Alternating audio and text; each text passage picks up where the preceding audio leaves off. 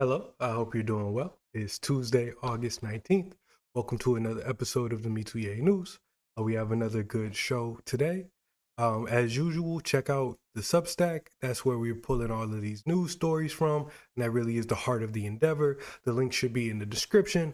Check that out, sign up, subscribe. You'll see these stories and many more, and you'll get to keep up with what we think is relevant in the news on a day-to-day basis. Today we'll start out east, China and India. They've had a joint meeting. They look to be warming up to each other. You know, relations that were ice cold, hit rock bottom maybe in 2020 in recent history, starting to thaw. It's looking up in terms of the relationship between these two great powers. Very significant populations, legacy traditions. India, China, these are places of historical significance in so many ways. So we're happy to see them start to come together. But let's take a look. China and India should be partners, not adversaries, says foreign minister. What's going on? India and China should view each other as partners rather than adversaries or threat, Chinese Foreign Minister Wang Yi said on Monday as he arrived for a two-day visit to Delhi. Yes, Delhi. Wang met with Indian Foreign Minister, um, I don't know how to say it, Minister Jai Shankar, Jai Shankar, only the second such meeting between the two sides since 2020, when deadly clashes in the Galwan Valley in Ladakh, a disputed Himalayan border region, led to a complete breakdown of ties between the countries. Relations are now on a positive trend towards cooperation, Wang said ahead of a meeting with Indian Prime Minister Narendra Modi. Oh, it's Modi. Modi on Tuesday.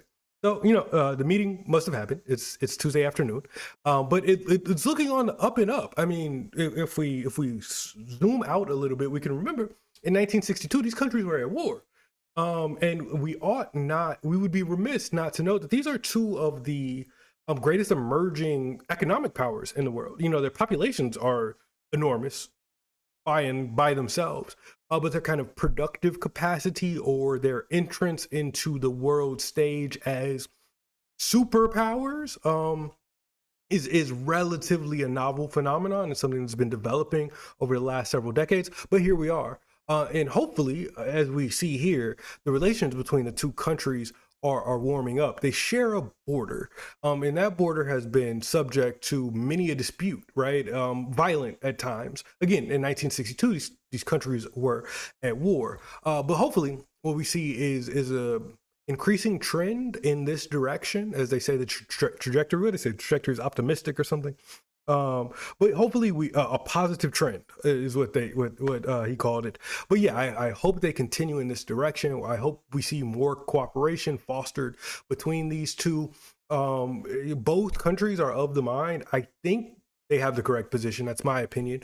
That we have to embrace going forward the multipolar world in which there's not a hegemonic entity as the United States has kind of operated as for the last nearly a century.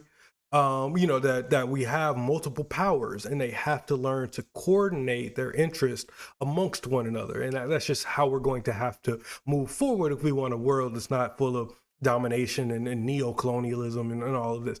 We're going to have to embrace that concept, and even here I think I can't remember which representative said it, but he noted that they even in Asia they are going to have to embrace some type of multipolarity, right? That like we won't have a world in which China is dominant and India is simply, kind of responsive to the demands of China. These are two superpowers, right? So they're going to have to get along. They're going to have to figure out a way to manage amongst one another, right? LeBron and D Wade are going to have to figure out how to share the ball, right, in order for the team, in this case the world, to coexist in a way that is conducive to good outcomes. So I'm happy to see this. Like I really am. I'm really happy to see India and China kind of warm up to one another. I have very serious critiques in my mind, not in my mind, in my in my analysis maybe of both the CCP. Like I find them to be authoritarian. I'm kind of by disposition very anti-communist leaning. Like it makes me very suspicious to have that much centralized power. It appears Modi is often acting in an authoritative fashion, as kind of an authoritarian. That's not the point. The point is we need these two countries to be on speaking terms, right? Not meeting since 2020 or what have you is not a reasonable position. That's not what we would hope to see. We would hope to see discussion, cooperation, bilateral agreements, a sense of camaraderie amongst all of the superpowers, let alone superpowers that are literally right next to each other. Right. We would we would definitely, I think, want to see something like this continue. These efforts continue. Modi might go to China. I believe it's set in September. So hopefully he makes the trip. Hopefully everything goes well. And we'll move on to our next story. But that's what's going on. China and India are sending and these are high level officials. So these aren't like, the intern, so to speak. They're sending out important people to have important discussions in an effort to enhance positive relationships between the two countries that have went to war not too long ago, right? That's 1962 is simply not that long ago, right?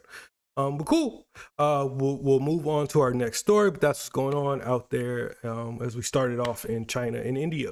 What do we have next? Oh, speaking of war, this is a ongoing war, which must come to an end. Let Alan tell you. Trump rules out sending U.S. troops to Ukraine as part of security guarantees. Alan is of the mind. I'm Alan. I'm staunchly of the mind that every effort to bring this war to an end must happen, right? I don't want to see U.S. involvement, especially not at the kinetic level. That's my opinion. I don't want to see U.S. troops in Ukraine at all. Trump mentioned that they might, aid with some air support if things get, really hairy and Russia continues to be super aggressive, right? They've been ultra aggressive, violating all types of standards and laws and pushing into Ukraine, taking back more than even what a reasonable person might assess they felt like they were owed. They're misbehaving, but they're behaving in a way that I find problematic. I don't think they should be doing this. Nonetheless, Trump here is saying, okay, well, we might provide some air support in the case that takes place, but no troops on the ground. We're not sending troops to Ukraine. And let's take a look at the story before I continue to go on and on. U.S. president suggests he may be willing to provide air power to help enforce potential peace deal with Putin. What do we have? Donald Trump has ruled out sending U.S. troops to Ukraine to enforce a potential peace deal with Vladimir Putin, tempering a promise to provide Kiev with security guarantees that European allies had called a significant breakthrough towards halting the Kremlin's invasion of Ukraine.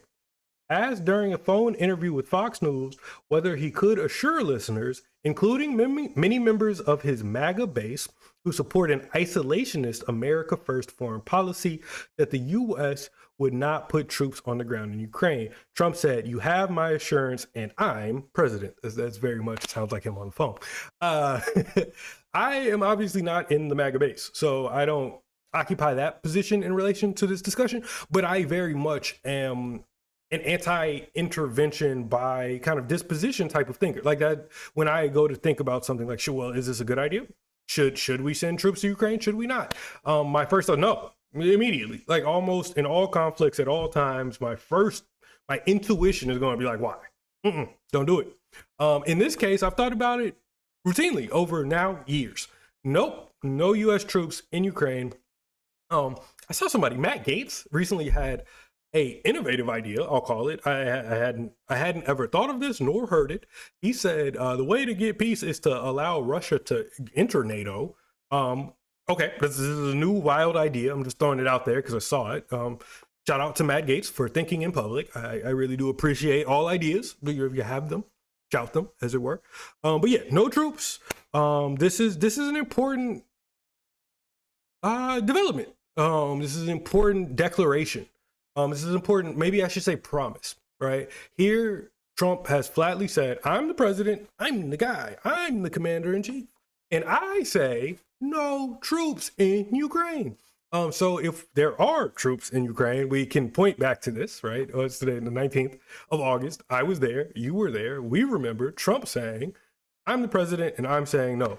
So hopefully, in my opinion, I hope that he stays true to this promise. I hope that there is a peace deal struck in Ukraine flatly and kind of frankly. I think Ukraine is going to have to give up significant land concessions in order for the peace that I desire to come about. But I don't think that is a non-starter for me. I think that's going to be the case. So I say Ukraine come up off the land, Russia fall back, agree to not continue the aggression, and we'll continue to move forward. I also personally think Ukraine should probably stay out of the flirting with NATO and the just like let's call it good. Points were made. Lots of people died. How about we create conditions going forward that sustain peace? And a lot of people push back, often citing that nothing but power is going to dispel Putin of his ambition. He's going to have to see some guns pointed in his direction, quote unquote, to kind of recognize why the aggression must cease. I don't think that's the case. So I say wrap it up. Let me focus though. I'm happy to see this. I'm happy to see on the phone, Trump is talking to his base, talking to the Fox News people. That's the homies. Hey man, so what's up with the troops in Ukraine? And Trump says, nah man, no way. I'm not sending them. Maybe some air support if Putin won't behave. But I'm not sending no troops. No trumps. I'm not sending no troops. I'm not sending any troops on the ground in Ukraine. That's not what's going on. So that I think is important news, noteworthy for the day. We'll keep on rolling. Let's go to our next story. What we got? Oh, Oklahoma. This is the crazy. This is one of the I think craziest developments that we've seen recently. I often frame it as the culture wars hitting the policy level. So there's really serious culture wars in this country in the moment. And if your head is not in the sand, I'm sure you're aware that the cult, what type and culture, I mean, we can take any definition. I'll say the things that we value, the things that we think are important, kind of, the essential elements of a culture, those things are really in dispute. And starting to increasingly kind of fracture along regional lines, along less so along racial lines, which has been interesting. There's dispersal, there's not as much homogeny as people would have anticipated. But either way, the lines are stark, and they're getting deeper and more entrenched and more fundamental, and that's what's making me nervous. But here nor there, let me not get into my monologue. Let me see what's going on. Oklahoma ideology test for teachers from New York and California draws criticism. What the hell is going on? Oklahoma will require applicants for teacher jobs coming from California and New York to pass an exam that the Republican-dominated state's top education official says is designed to safeguard against radical leftist ideology, but which opponents decry as a MAGA loyalty test. Ryan Walters, Oklahoma's public school superintendent, said Monday that any teacher coming from the two blue states will be required to pass an assessment exam administered by PragerU, an Oklahoma-based conservative nonprofit, before getting a state certification. And quote, as long as I am superintendent, Oklahoma classrooms will be safeguarded from the radical leftist ideology fostered in places like California and New York. Okay, so Alan, obviously, I'm not I'm not a leftist. I'm quasi-progressive, but not I'm not coming from a place of a proponent of radical theories being, there's a bug. Radical theories being kind of encouraged in public schools. That's not my angle. That said, there's something there's something seriously wrong in this country at the moment. There cannot be ideological tests to determine eligibility for teaching in public schools across state lines. There's certain things we should assume we agree to. this is break, like I don't mean to overhype the story, but this to me is indicative of a real problem. What do we mean? If you come from over there to over here, we want to question your ideology before we allow you to interact with the children in this state. Okay. So even as Alan says, yeah, the classrooms are not a place for political propaganda of that sort. There shouldn't be kind of indoctrination into radical leftist ideology in classrooms. Alan agrees to all that, right? Cool. Alan is not about to stop people at the border and be like, where are you from? Are you from New York? Come with me. This test is for y'all. This test isn't for the people from Oklahoma. You can move here from Louisiana. You can move here from Colorado. This test is for people from these hotbeds of radical ideology. Is an insane place that we've arrived to. So I hope this is struck down in some type of court. I hope that this is disestablished as a practice. I hope that if he's committed to, as long as I'm the superintendent, I hope he's no longer the superintendent. This is one of the worst ideas I think I've seen in a while. And the involvement of PragerU is equally absurd. At least come up with the test, right? The state of Oklahoma should come up with a test, and they should apply it unilaterally to all applicants to teach Oklahomans. To teach in Oklahoma, you have to because some of the things, it's like, okay, I see what you mean, kind of, right? You need to be able to know that the first beginning of the Constitution starts with "we the people." Like, do you have any awareness of the Constitution? Do you care at all for, kind of American values such as religious diversity and whatever else? Okay, I'm skeptical then, but. Okay, so I'm new to this. My camera died, but I'm back like I never left. What I was saying was I'm skeptical of the test on its face. Like, I'm skeptical that we need to have this test. But even if we were to have this test, having PragerU create and administer this test is on its face an absurdity. So Oklahoma do better. I don't know. I don't really have much to say. I do think this is I guess I had a lot to say. I do think this is indicative of a real problem in this country. I really do. I have a love for this country. I have a deep, profound love for this country, and I'm increasingly alarmed at stuff like this, stuff that is functioning as red flashing lights to me that the union part is disintegrating. Right? That we're no longer. Am I still in a union? The people in Oklahoma are suggesting that the people in California are so ideologically distinct from themselves, they can't be trusted to teach the children. What is happening? This is not good. It's starting to get dark, so there's more bugs. Let me focus. So yeah, that was the point of this, is that in Oklahoma, they're going to attempt to usher in some type of ideologically based test in order for you to be able to teach, and that test is being created by PragerU in what feels like a South Park or Boondocks episode, but this is real life. So that's what's going on. I thought it was worth noting. We'll move right along. Oh yeah, these are pictures of protests and so on. We'll move right along to our final story of the day, which is at Tulsa. In Tulsa, Oklahoma, also in Oklahoma. Usually I don't have the same state and city, but today we do. A lot going on in Oklahoma. Tulsa launched a new office in their city, an Office of Health and Well-Being. They have 260 grant to do so. It seems to be a mix of private entities interested in creating such an office. But let's get into it. The city of Tulsa, in collaboration with community care and other partners, has announced the establishment of the city's first Office of Health and Well-Being. The initiative aims to enhance health outcomes by aligning resources, sharing data, and fostering collaboration among healthcare providers, public health agencies, and community organizations. The office has secured over $260,000 in multi-year corporate funding, including $210,000 from community care and $50,000 from a grant from the George Kaiser Family Foundation.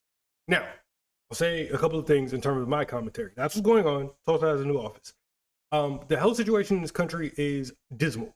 It is the infrastructure and the health I think are in education. Yeah, well, now I'm naming the important things.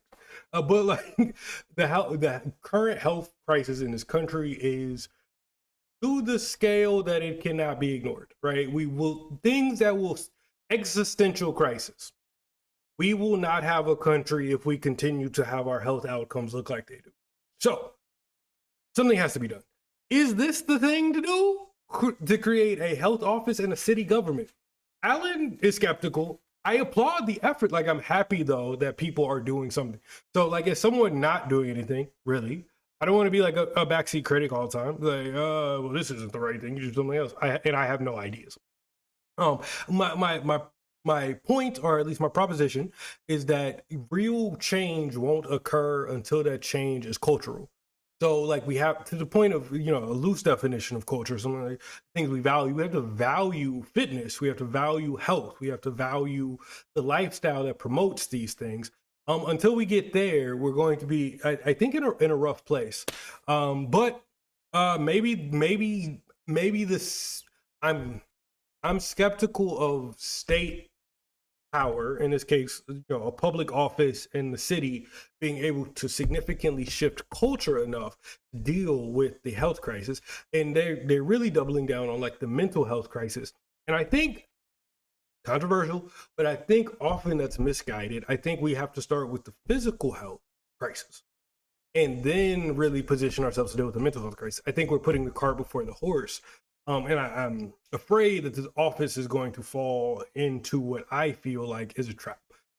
Perhaps the city can create more public infrastructure for people to get themselves fit. Like, I feel like that's a role the city can play. Like, put outdoor gyms everywhere, all over the place. Make the rec centers competitive with private weight rooms. Like, really invest, really have like fitness facilities that reflect a commitment of the constituents, of the people, to promoting their health.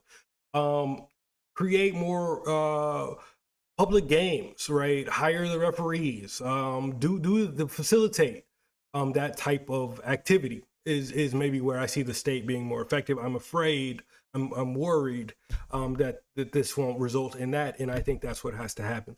But that's it for me for today.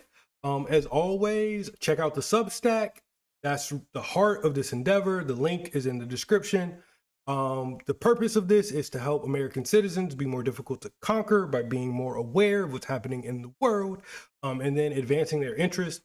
As I always say, I'm not here to tell you what to think. I'm here to provoke you. Start the conversation. Feel free to push back. I will really, what I want is for you to know what I at least curated, what I thought was important, and to consider it as you consider the 1,000 other things going on in your life. All right, y'all have a good rest of your day. I'll see y'all tomorrow. Yeah, that's it.